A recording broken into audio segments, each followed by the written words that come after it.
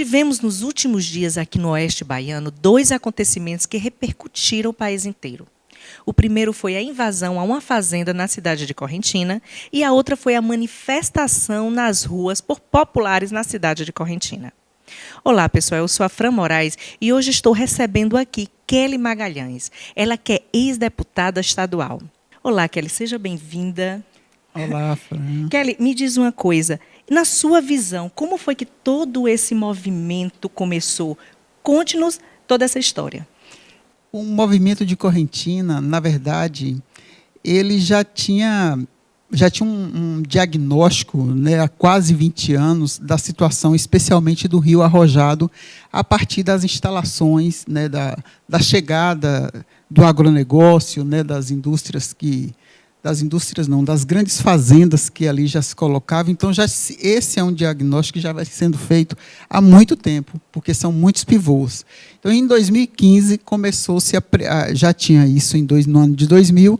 2015 também teve uma grande manifestação em toda a cidade, fizeram SOS Rio, já tinham entrado com ações no Ministério Público, ações pedindo ao INEMA a suspensão das outorgas de novos pivôs, pedindo ao Ministério Público que acompanhasse ao INEMA. Então, assim, o que aconteceu, na verdade, nessa manifestação já foi o ápice de uma situação que já estava muito grave. Então, chegou naquela situação de invadirem a fazenda e quebrar. Se é correto? Claro que não é. Mas, sem dúvida nenhuma, foi necessário esse grito para mostrar a situação e fazer com que tanto o governo, o agronegócio, né, e a população e o próprio Poder Judiciário, o Ministério Público, que já estava com a ação já há muito tempo, já tinha sido acionado para tomar uma providência. Então, chegou nessa situação em decorrência de toda essa problemática da quantidade de pivôs instalados para tirar uma quantidade de águas que é considerável num rio como o Rio Arrojado. Sobre a invasão na fazenda, né, o que podemos aprender com tudo isso? A gente deve aprender que a força do povo, ela, quando quer, ela age, não precisa de ter lideranças por trás, e foi até bom, porque desmistificou essa história de participação política, de um líder, desmistifica essa coisa de ter MST, nunca teve, não tem, e a manifestação do sábado já foi para mostrar isso. Ou seja, as pessoas se organizam quando quer e vão em busca da sua sobrevivência.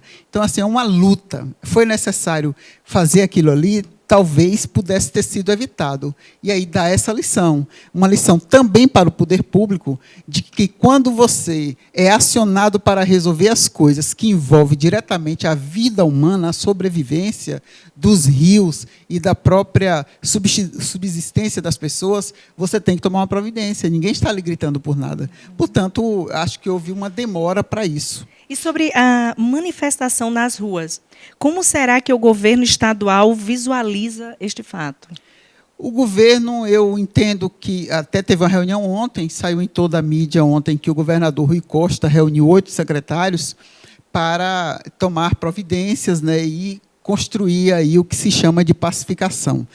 Não há que se construir pacificação. As pessoas não estão ali esperando pacificação. A manifestação foi uma manifestação no sábado muito grandiosa, muito chamou a atenção do Brasil inteiro. Isso. E acabou chamando a atenção do governo de que não era uma ação de vândalos. Ali não foi uma manifestação de vândalos, como eles queriam colocar, algumas pessoas chamando de terroristas, de baderneiros. Não. Foi uma manifestação da população que se mostra unida e determinada em resolver o problema das outorgas e da convivência que é necessário ter entre o agronegócio e os ribeirinhos, respeitando ali aquela região que é importante, porque são afluentes do Rio Grande, juntos com o Rio Grande, que vão dar no São Francisco. Então, não adianta você lutar pela recuperação do São Francisco se os seus afluentes estão morrendo também. Em sua opinião, o que deverá mudar ou funcionar na questão da captação hídrica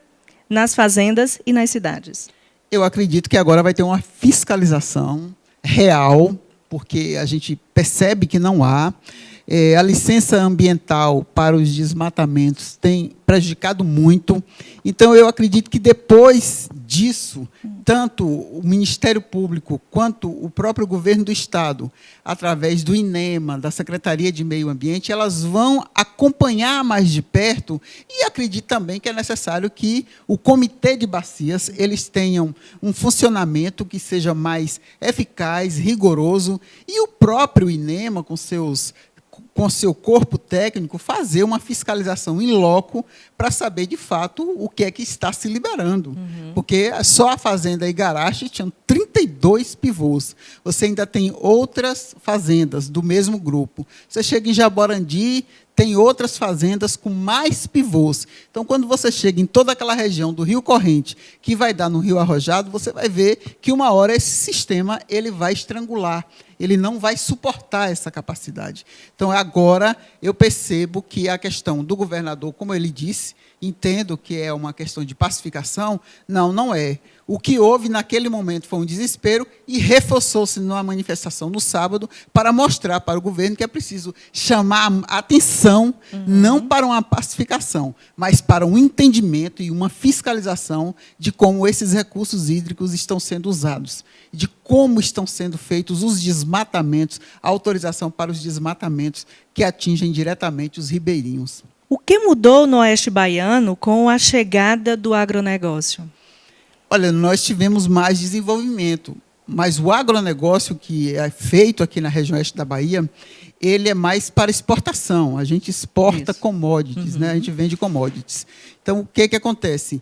Você tem em torno disso aí uma movimentação de comércio, de máquinas, de defensivos agrícolas. Essas coisas todas acabam você tendo uma movimentação no comércio que, sem dúvida nenhuma, gera empregos. Então, e desenvolvimento. Eu não desconheço, né, e não nego que o agronegócio tem uma função importante no destaque que hoje o oeste da Bahia tem no cenário nacional.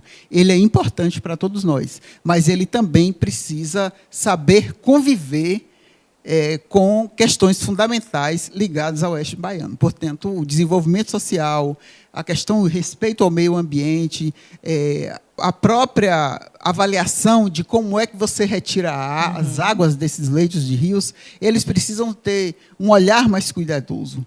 Eu vou dar uma experiência aqui que é importante, mas a produção de algodão ela tem uma isenção de 40% do governo do Estado de ICMS. Esses 40% é para você fazer um investimento, que é um investimento tanto para a qualificação, para acabar, na época, com a praga do bicudo, que atingiu muito, né, a produção de algodão, a irrigação e toda essa área de algodão, mas ele também precisa olhar para questões sociais, porque a maior plantação, por exemplo, ela está concentrada na região de Roda Velha, que pertence a São Desidério.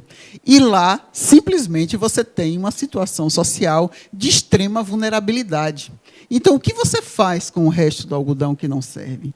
Para onde vai? O que é feito na questão socioambiental de resgate dessas pessoas, inclusive com o que você não usa dessa produção para exportação? Então, eu acho que essas são demandas que tanto a IBA, quanto o Fundiagro e todas essas associações têm que debater com a Sociedade de Barreiras e com os órgãos ambientais aqui da nossa cidade.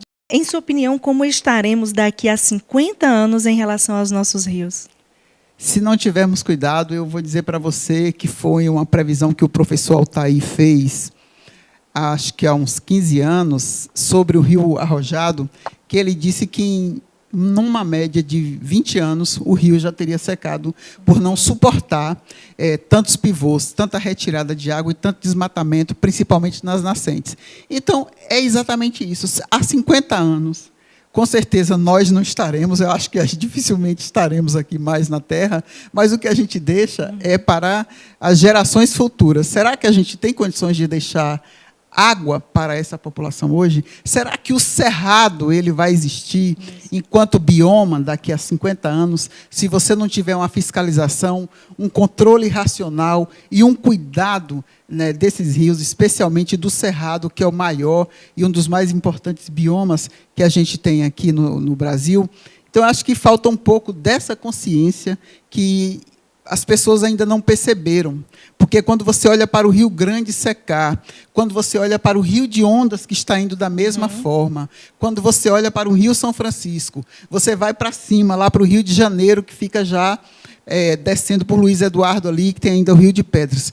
Todos estão canalizando água para o agronegócio, para as grandes fazendas que estão ali no entorno, tanto em Roda Velha, aqui em Barreiras, Luiz Eduardo, e chega até Correntina, na região do Rosário. Você vê que o agronegócio puxou tanto que criou uma cidade de porte e de reconhecimento já internacional, como Luiz Eduardo. Ali em Luiz Eduardo você tem estruturas de moradias que são para atender essas pessoas do agronegócio. Então, são grandes moradias, grandes investimentos de gente que veio de diversas partes do país e do mundo.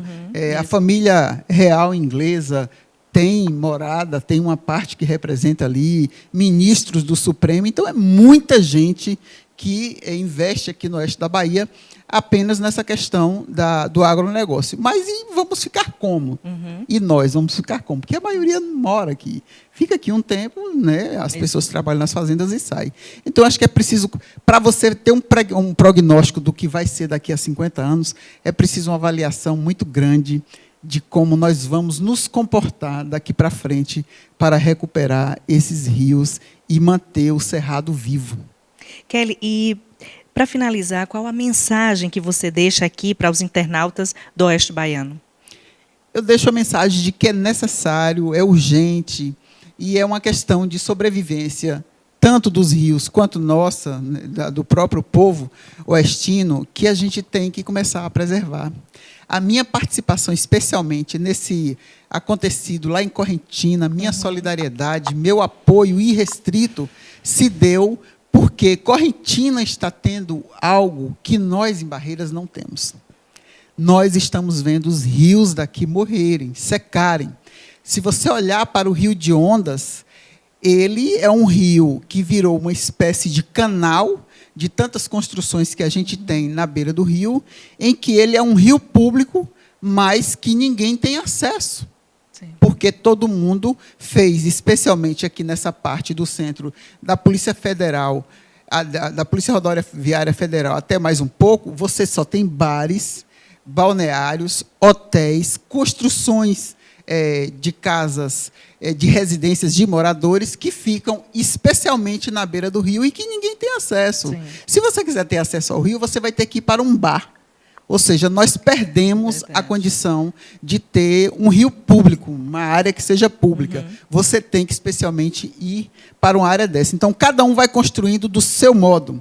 Então, tem uma época no Rio em que as cadeiras e as mesas de bares, elas chegam no meio do rio, porque o rio está tão raso que você atravessa de um lado para o outro e a água não dá aqui no meio da canela. Então, o chamado é especialmente para que a gente tenha coragem de agir como Correntina e de dizer que nós precisamos salvar os nossos rios. Não adianta fazer qualquer investimento de bilhões, de milhões no Rio São Francisco, se a gente não conseguir salvar o Rio Grande. Quando eu já vi relatos do rio Jupaguá, na região do Rio Grande, no Jupaguá, que era onde se mais pescava. Mas hoje as pessoas já não têm essa mesma abundância. Aqui na região de Barreiras, pelo centro, você não encontra mais rio. Você já tem uma quantidade muito fina. Então, essa alegria que a gente sente de todo mundo tirar uma foto em época de chuva, precisa ter o orgulho de tirar em qualquer época do ano, porque não se tem. Portanto, o chamado que eu faço é o da consciência, da preservação, de a gente chamar a atenção para o que é necessário nesse momento, que é brigar pelos nossos rios, ter a coragem que os nossos vizinhos aqui de Correntina teve, porque lá é o rio Corrente que deságua no Rio Grande.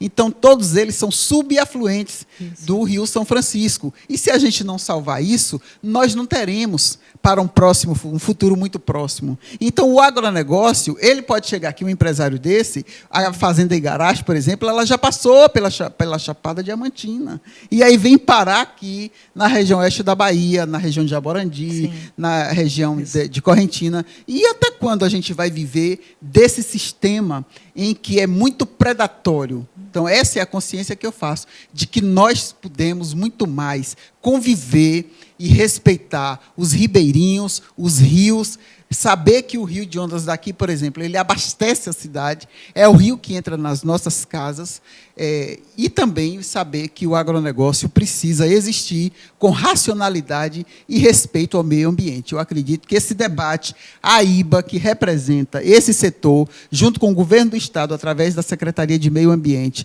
e os próprios agentes políticos hoje, podem fazer um debate que seja saudável, levando em consideração todos esses fatores. Kelly, fico muito feliz pela sua participação. Obrigada por ter aceito nosso convite. Espero você aqui outras vezes. Eu que agradeço, especialmente a InfoTV. Eu acho que está fazendo um trabalho de grande relevância para a sociedade. Eu acho que, e depois que eu fui convidado, eu já acompanhei todos os conteúdos publicados e vejo que é uma questão, acima de tudo, de tratar dos problemas que a sociedade enfrenta, que o povo enfrenta. Portanto, para mim foi um prazer, viu, Fran, para participar aqui com vocês. Foi uma satisfação. Nós que agradecemos. E eu espero voltar outras vezes e dar minha contribuição no que eu posso. E dizer que, muitas vezes, você não precisa ter mandato para participar dos problemas que a sociedade enfrenta. Muito bem. Basta ser cidadã, cidadão, ter compromisso e, acima de tudo, amor pela cidade que você mora, né, pelo seu território, para saber que a gente pode dar nossa contribuição de qualquer forma. Portanto, eu que agradeço essa oportunidade e continuarei acompanhando esses desdobramentos do Rio Correntina, porque aqui em Barreiras a minha disposição é reunir os que estejam interessados para a gente fazer o mesmo movimento de chamamento para a sobrevivência que a gente precisa ter aqui dos nossos rios. Muito obrigada. Verdade, obrigada a você. Pessoal, nos sigam nas redes sociais e até o nosso próximo encontro.